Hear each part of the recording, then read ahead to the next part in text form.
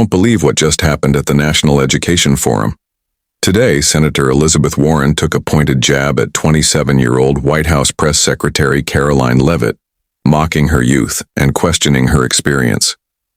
But what followed wasn't just a comeback, it was a masterclass in composure, intelligence, and quiet defiance. The room was stunned. Social media erupted. And once you see what happened, you'll understand why. This forum was meant to be a civil debate on education reform, complete with a live audience, journalists, and cameras capturing every word.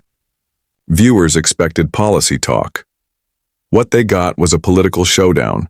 Before we dive in, drop a comment telling us where you're watching from, and don't forget to subscribe so you never miss a moment like this again.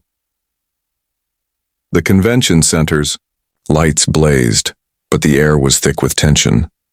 All eyes were on the stage. Senator Warren stood tall, her voice sharp and practiced. Across from her, Caroline Leavitt stood calm, hands resting gently on the podium, but her gaze, resolute and steady, hinted at an inner fire. The forum was nationally televised, a stage where every sentence could become ammunition.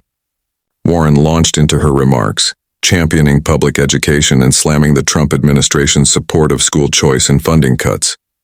We need an equitable education system where every child, no matter their background, has a chance, she declared, earning applause from her base.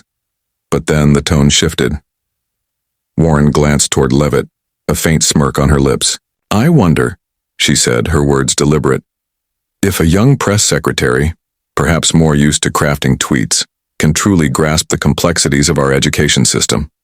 Or is she just repeating what she's been told?" Laughter rippled from a group of reporters. The room shifted uncomfortably. Was it a pointed critique or a personal low blow? Leavitt didn't flinch, but inside, memories rushed back. Growing up in New Hampshire, her parents' belief in education as a path to opportunity, earning scholarships, battling doubts, and outpacing expectations. She remembered being dismissed by senior advisors as a young girl out of her depth, and how that only drove her harder. Warren's words hit like a punch, not just for their content but their tone, as if youth was a liability, as if years alone equaled competence.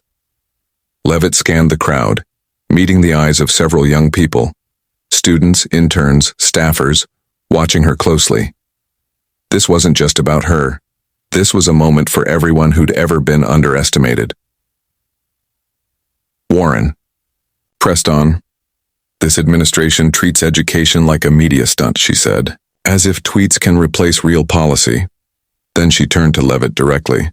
"I'm not sure Ms. Leavitt has the credentials to stand here and speak on behalf of millions of American children." Gasps, murmurs, pens scribbling. A progressive journalist leaned in. A conservative reporter shook their head. And still, Leavitt didn't move. But a fire was rising within her. She remembered a campaign moment when a 19-year-old volunteer told her, "Caroline, you make me believe we have a voice too." That voice needed to be heard now. The room had changed. The applause from Warren's supporters was hesitant. A few high schoolers in the audience turned toward Leavitt, eyes wide. A White House aide leaned over and whispered, "She's not going to let that slide." They were right. Just as Leavitt prepared to respond, Warren landed one last blow. "Perhaps we should let those with real experience lead this discussion," she said, her tone edged with superiority. This time, the crowd didn't laugh. Silence swept the room. Leavitt didn't blink. She knew this wasn't just a debate. It was a test of dignity, of resilience, and of whether a young woman could stand her ground against a political heavyweight. She remembered the first time she met Donald Trump. "People will try to make you feel small," he told her, "but you've got fire, use it." And so she did. Leavitt stepped forward, adjusted the microphone, and lifted her chin. A Fox News camera zoomed in. A student in the back row clenched their fists in silent support. The entire room held its breath. The National Education Forum had just been rocked by a pointed attack from Senator Elizabeth Warren. Her remarks weren't just political, They were personal. With a smirk and a jab, Warren mocked Caroline Levitt's age and implied that her grasp of education policy amounted to nothing more than social media chatter. But Levitt didn't flinch.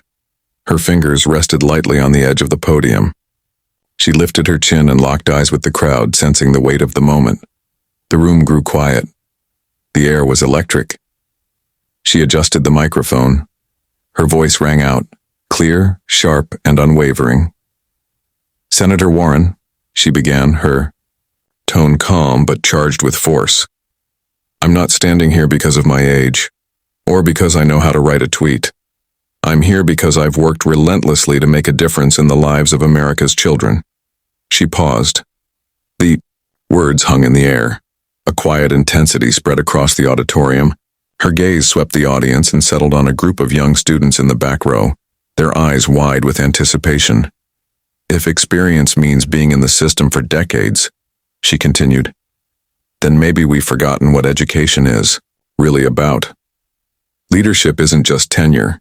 It's understanding, adapting, and having the courage to fight for change." A ripple of reaction moved through the crowd. Some of Warren's supporters stiffened, but others, teachers, parents, students, leaned forward, drawn in by Levitt's quiet authority. Her voice softened, more personal now. "I grew up in a small town where every educational opportunity had to be earned. My parents taught me education was the key to breaking cycles, to building a better life. I fought to get into college, to work in politics, and to stand here today, not for applause, but to ensure every child, in every zip code, has the same shot I did." Scattered applause broke the silence. Then a student stood and clapped loudly, igniting a ripple of cheers that spread like wildfire. Warren, on the opposite side of the stage, clutched her notes. Her expression faltered for just a moment, her eyes flickering with unease. Levitt pressed forward. "Our administration supports giving parents real choices, public schools, private schools, vocational programs. That's not division. That's fairness. And if that sounds like inexperience to you, then maybe what we need is a little more of it." This time the room erupted. Applause burst from not just conservative corners, but neutral audience members as well. A reporter from a local outlet jotted notes feverishly, their face betraying surprise at the shift in the room. Levitt turned to Warren, her voice low but precise. "Senator, I respect your experience, but experience isn't about clinging to what's broken. It's about listening to parents, to teachers, to the students sitting here. Real leadership is about evolving." A young teacher in the middle row stood, applauding with enthusiasm. Others followed. The applause swelled into a roar. Warren, visibly shaken, glanced at her notes, searching for her footing. But Levitt, sensing the moment, delivered her final point. "This isn't about age or background. It's about every child's right to dream and to reach those dreams. If we truly care about education, let's lead with respect, not ridicule." The applause surged, thunderous and sustained. High school students raised their phones, recording the moment. A conservative reporter leaned to a colleague and whispered, "She just reframed the entire debate." Backstage, a White House advisor smiled and typed out a quick message. "Caroline just made history." Warren stood motionless, her gaze scanning a crowd now clearly rallying behind her young opponent. Levitt stood like a lighthouse in a storm, unshaken, confident, and commanding. But Warren wasn't done yet. A seasoned political force, she stepped forward, composed herself, and addressed the room again, voice low, precise, and tinged with challenge. "Ms. Levitt," she said, "I admire your confidence, but education isn't about sound bites. Your administration is cutting funding to public schools and forcing millions toward systems they can't access. What do you say to parents, terrified for their children's futures?"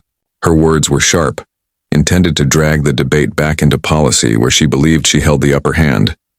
The room buzzed again. Supporters of Warren nodded. A reporter from a progressive outlet lifted their recorder. Teachers whispered, wondering, can the young press secretary really hold her ground? Leavitt didn't hesitate. She met Warren's gaze squarely, her voice steady. "Senator, I understand those parents, because I was that child. I come from a family where every dollar for tuition was counted, where every opportunity felt like a miracle. So when I fight for educational choice, it's not theory, it's personal. The room stilled once more. Caroline Levitt had not just answered the challenge. She had reclaimed the narrative.